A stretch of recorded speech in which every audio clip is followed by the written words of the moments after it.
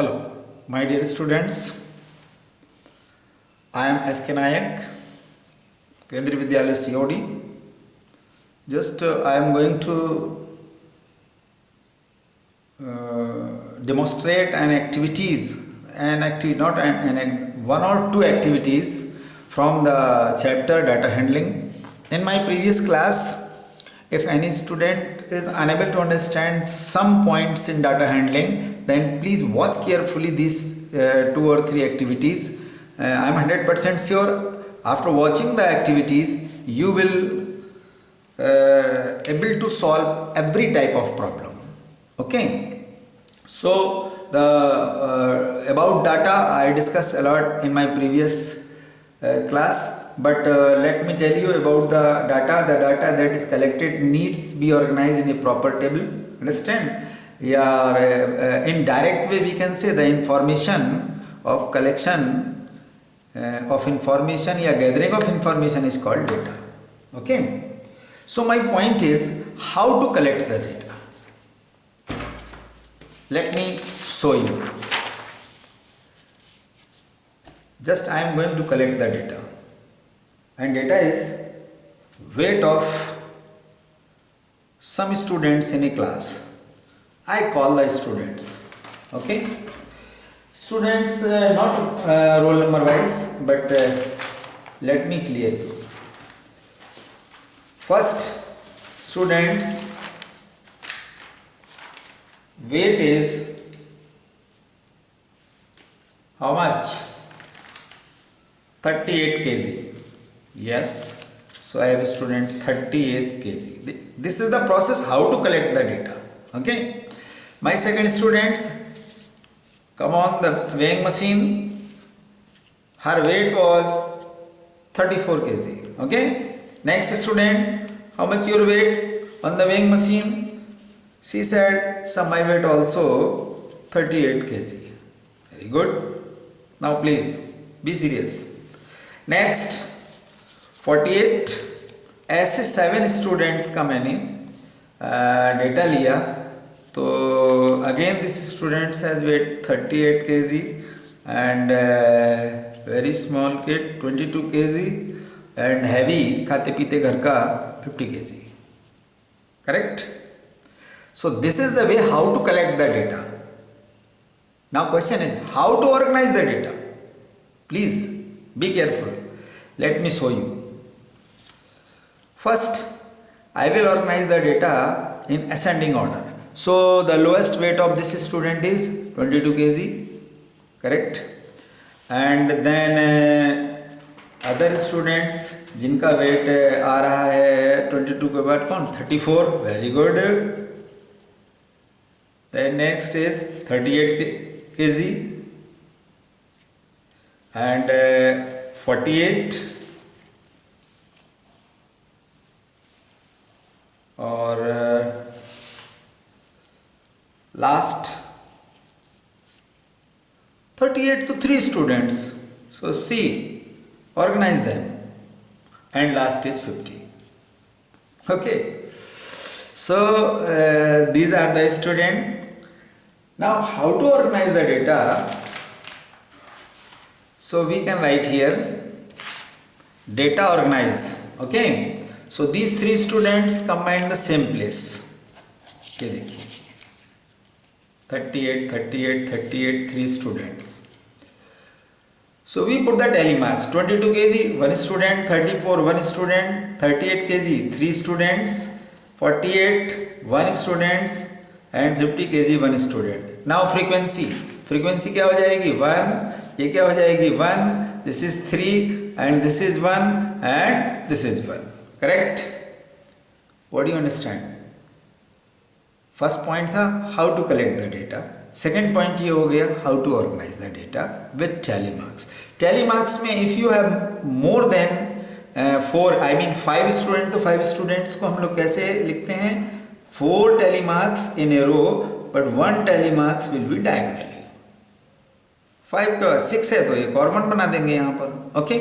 So this is the point कि how to organize the data. So student, let me tell you, you prepared your activity book और इस activity book में आपको सबसे पहले क्या क्या लिखना चाहिए, यहाँ पर लिखना चाहिए व्हाट इज योर ऑब्जेक्टिव्स या learning outcomes, drawing and reading the data through the bar graph, understand, या understanding of measurement of central tendency.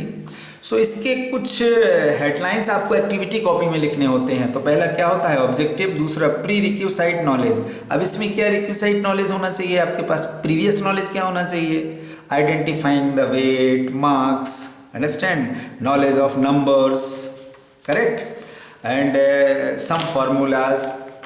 Second है मटेरियल रिक्वायर्ड। मटेरियल रिक्वायर्ड में आप अपने घर पर भी बहुत सारे डेटा का कलेक्शन कर सकते हैं, ठीक है ना। आप अपना वीकली एक्सपेंडिचर आपके घर का भी आप ठीक से दिखा सकते हैं। प्रोसीजर, प्रोसीजर में जो भी आप अपनी प्रोसीजर से काम करेंगे उस प्रोसीजर को स्टेप बाय स्टेप लिखेंगे। देखिए step 1, step 2, step 3। Then observation, जब आपने उस डेटा की स्टडी किया तो आपने क्या ऑब्जर्व किया, करेक्ट। और लास्ट में लिखेंगे आप conclusion. So please remember these headlines, write in your activity copy. So my next point is if we organise the data then how to calculate the mean, mode and median of this data. So let me tell you about the data. See, I also arrange the data. Same 22 kg one students, last 50 kg. Please, handling of data with the central tendency to calculate the mean, mode, median and range. तो mean का मैंने previous class में formula आपको दिया था, sum of the observation upon number of the observation. Very good. अब अगर इन स्टूडेंट्स का वेट का मीन निकाला जाए तो कैसे निकालेंगे आप, see, sum of the weight of all students, 7 students का सम क्या आया हमारे पास, 268। स्टूडेंट्स कितने थे हमारे पास, 7। तो हमने 7 स्टूडेंट्स से नंबर ऑफ स्टूडेंट्स से नंबर ऑफ ऑब्जर्वेशन से डिवाइड किया तो हमारा जो भी वेट आया वो हमारा मीन वेट कहलाएगा। Understand. Now on the basis of these data we will discuss about the mode. See, weight अगर इस तरह से दिया हुआ है अनऑर्गेनाइज वे में तो हमें मोड कैलकुलेशन में प्रॉब्लम नहीं होनी चाहिए, क्योंकि मैंने लास्ट क्लास में बताया कि मोड की डेफिनेशन में एक वर्ड आता है most frequently, 1 38, 2 38, 3 38। What is the mode of mode weight of these students, तो आंसर होगा 38 kg। kg वेट है तो kg, मार्क्स है तो मार्क्स लिखना है, रुपीज है तो रुपीज लिखना है। यूनिट इज वेरी इंपॉर्टेंट, नहीं तो 10th क्लास में प्रॉब्लम आएगी। नेक्स्ट है हमारे पास median. Same students please see, same students का जब हम मीडियन कैलकुलेट करेंगे, ये देखिए same data 38 kg, 34, 38, 48, 38, 22, 50। So in the case of median, first we will arrange the order in increasing order or decreasing order. Please mind it.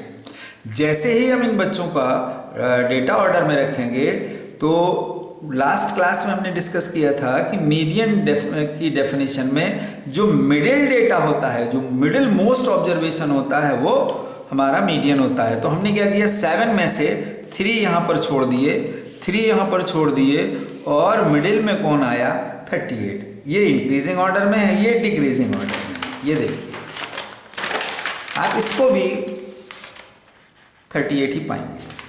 Okay, तो हमने mean discuss किया, mean is equal to sum of the observation upon total number of the observation. Mode discuss किया, a frequency mostly occurs, जो frequency सबसे ज्यादा बार है वो mode हो जाएगा।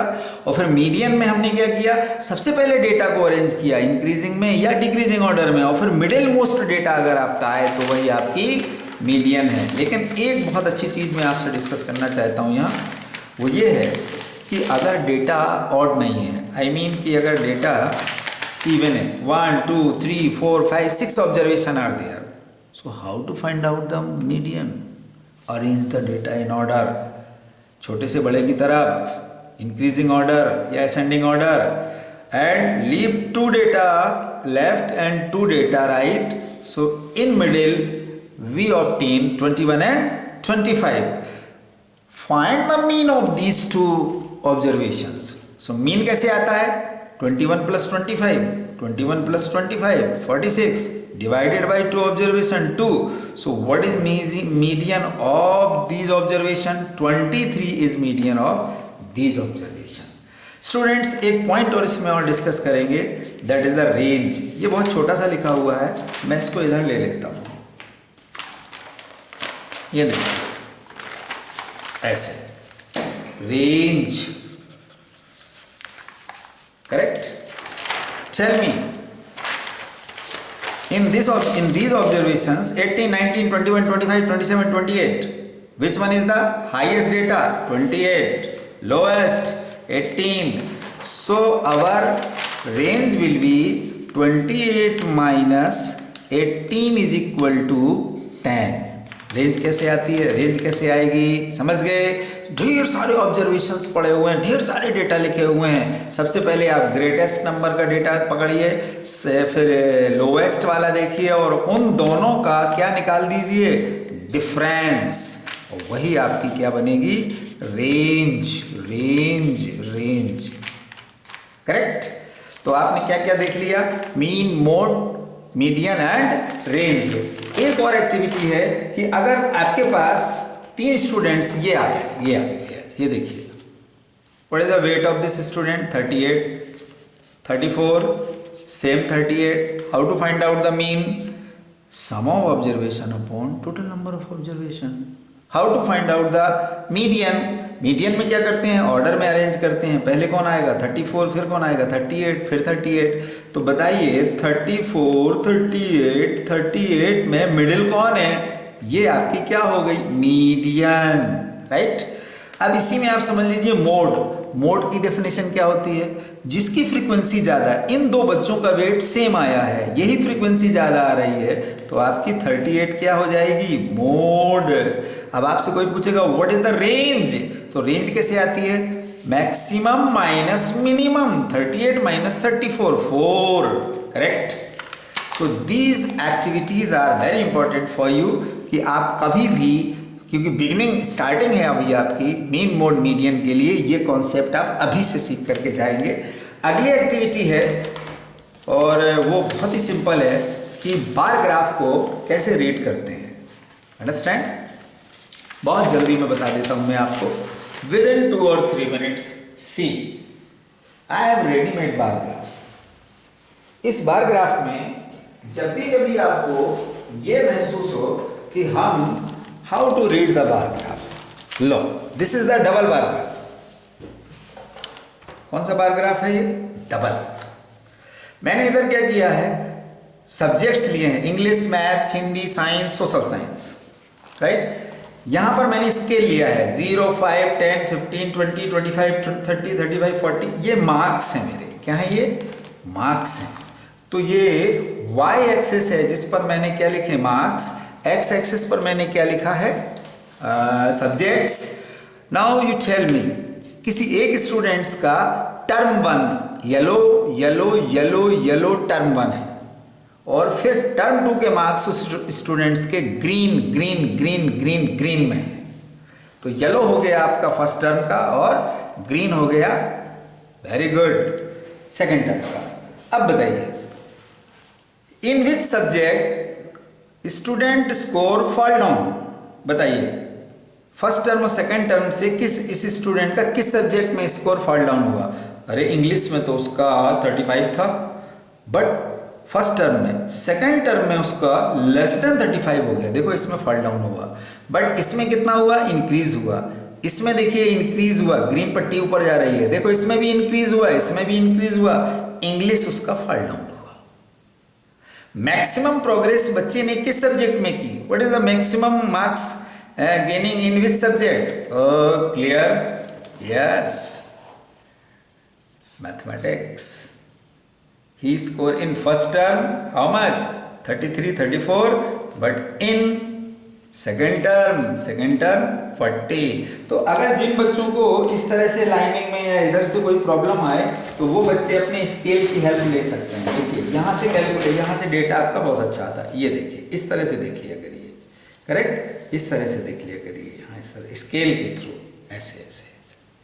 So it was the theory of bar graph. Bar graph तो आपको ढेर सारे अभी मिलेंगे, क्योंकि न्यूज़पेपर्स में भी ढेर सारे कोविड-19 के ग्राफ आ रहे हैं, किस कंट्री में डेटा इंक्रीज हो रहा है कोविड पेशेंट का, किस में डिक्रीज हो रहा है। सिटीज़ के भी बार ग्राफ बने हुए आ रहे हैं। आप अपने घर पर डेली न्यूज़पेपर्स को जरूर देखते रहिए।